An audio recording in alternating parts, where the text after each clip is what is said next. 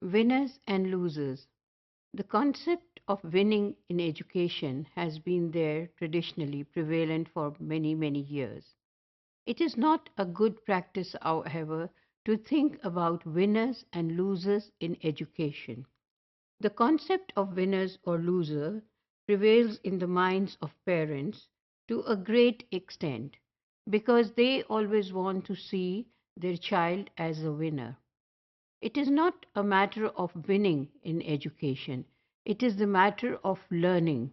As long as the child is learning and is progressing, it is just a fine state that is going on in the education. The parents need to just have an idea that the child is learning and is progressing and is changing his behavior according to his learning in a positive direction.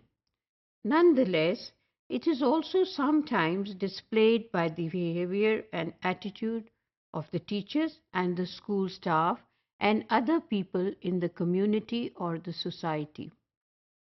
The people who are winning in the sense of winning in education, that means they are getting high positions, high marks, and are able to combat the high merits in the institutions in which the students have to go for their professional degrees. These children are supposed to be respected by everyone, and everybody likes to give attention to such people. Think of the people who are not able to do the educational learning tasks according to the high merits demanded by the institution or the board. The society usually looks down upon them.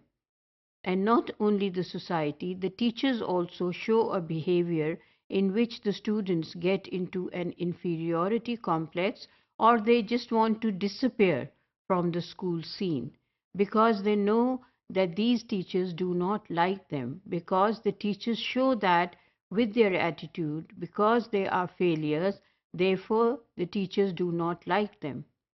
The same happens in the families also.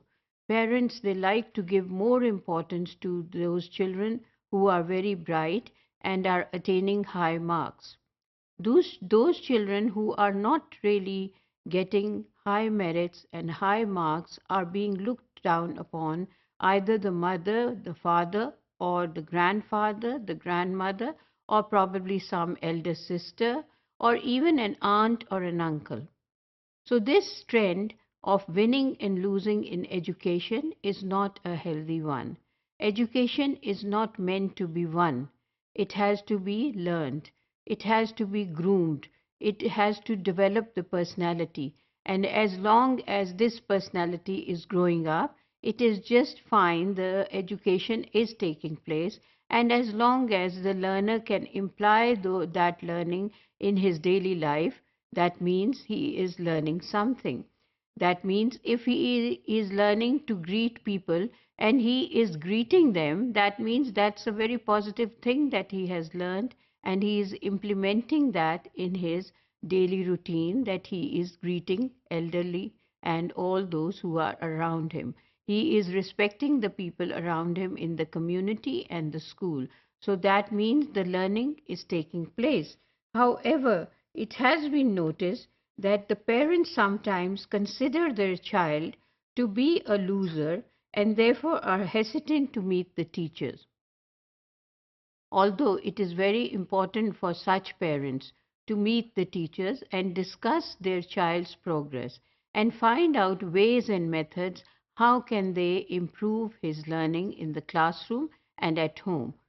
On the other hand, the parents, instead of meeting the teachers, they themselves take it very personal that what are the teachers going to say, and it is going to harm my self respect when the teacher is going to talk about my child's behavior or my child's slow progress, then I will be feeling very ashamed about it, and therefore it is better for me not to meet the teacher.